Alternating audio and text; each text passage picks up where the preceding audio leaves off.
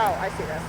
Right now it's 6 days of rain causing flash flooding all across central Indiana. Those floods killing at least one person and prompting several water rescues.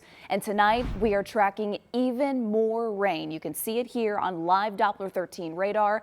Tonight we have several counties under flash flood warnings here in central Indiana. Our crews are spread all across the area helping to keep you safe. We are in Johnson County, Shelby County, and Bartholomew County. Matt Standridge is here in studio keeping an eye on what's to come tonight and in the days ahead. We start with Rich Nye in Shelbyville tonight. Rich, what are you seeing out there? Well, Sam, we're getting closer to sunset, and we are here at Sunset Park in Shelbyville. This is right on the banks of the Big Blue River. And as you can see behind me, the river is out of its banks. Right now, about 17 feet above flood stage. You look out at that playground. Right now, it's a water slide, and certainly the park is closed and not any water slide you want to be on tonight. Again, the river is expected to crest at about over 18 feet tonight. The Big Blue River is over here, and this is also where we find the Emergency Management Agency Director for Shelby County, Dennis Radican. Dennis, what is the state of flooding tonight in Shelby County? It is actually starting to continue to rise. The river is supposed to crest at about 18 feet, 6 to 8 inches. So it's happening about 2 o'clock, and hopefully after that it starts subsiding. What about evacuations? I know yesterday you started asking some people to evacuate in those low levels. Yes, there was an evacuation order placed yesterday by the city of Shelbyville and Shelby County for low-lying, flood-prone areas. As of right now, we are in the process of evacuating a campground out by Fairland. We got a call from some residents out there saying that they were unable to get out, so our Swiftwater Rescue team is out working on that. Earlier today, they had to evacuate a trailer court down by one of our other rivers. They worked on getting the residents out of there. It's been a nonstop day for our Swiftwater Rescue team. And Dennis, you're under a travel advisory, correct? What does that mean for residents here in Shelby County? It is just a travel advisory. We're asking that if you do not have to travel, do not go out.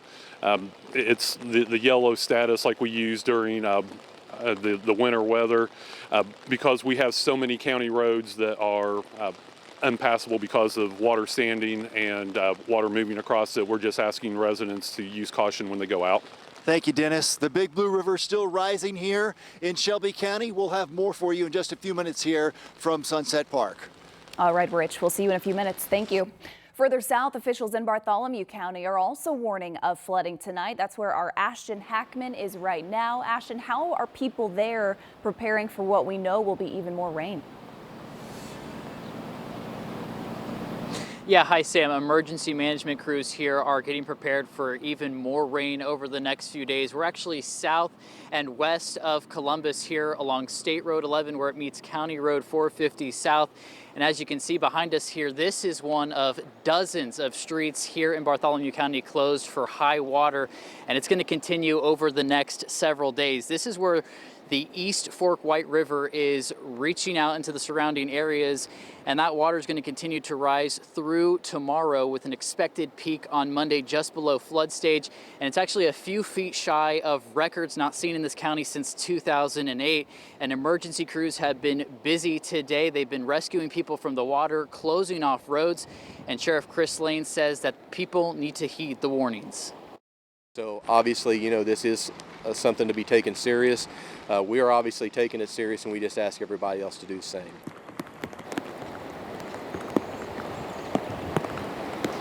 Now that water will continue to rise in areas that floods. You're asked to be extra cautious. The sheriff says they've already had 3 water rescues so far today. Here's video of one of those rescues.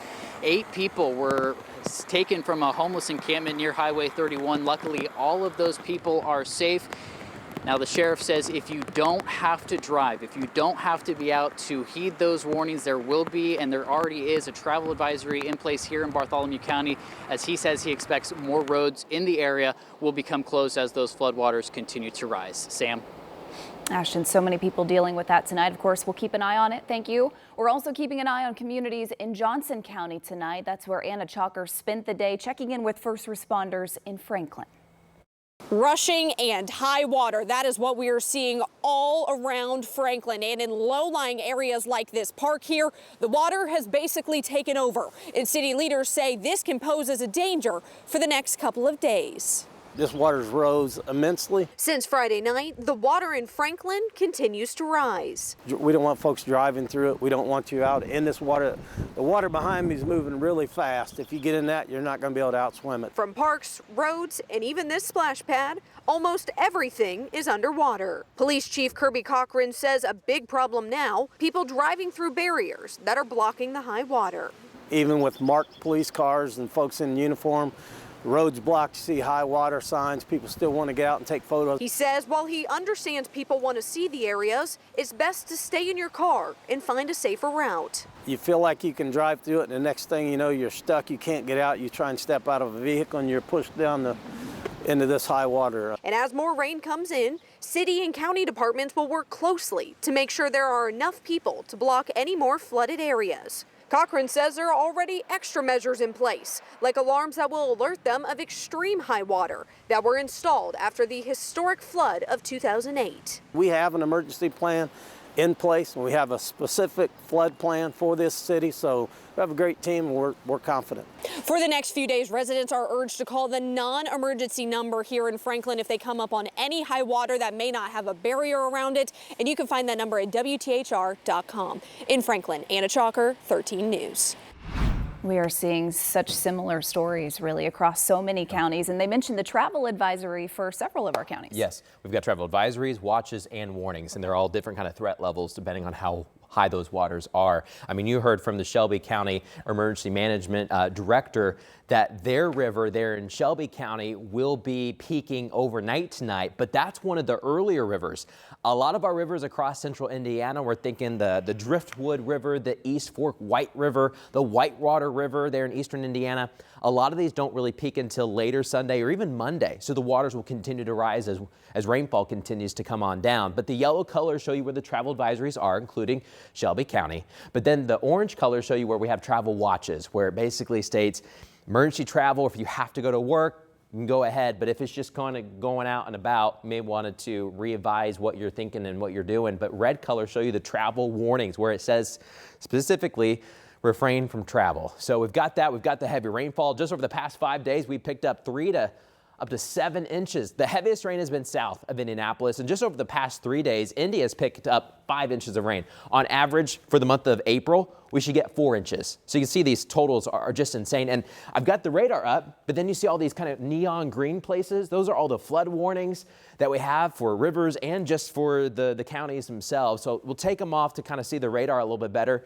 And we are socked in. Now, it's not the downpours like we were dealing with, but light, steady rain will continue to make those rivers go up. So please advise, a lot of roads are closed as the rivers are coming out of their banks. I want to show you one of the rivers coming out of its banks.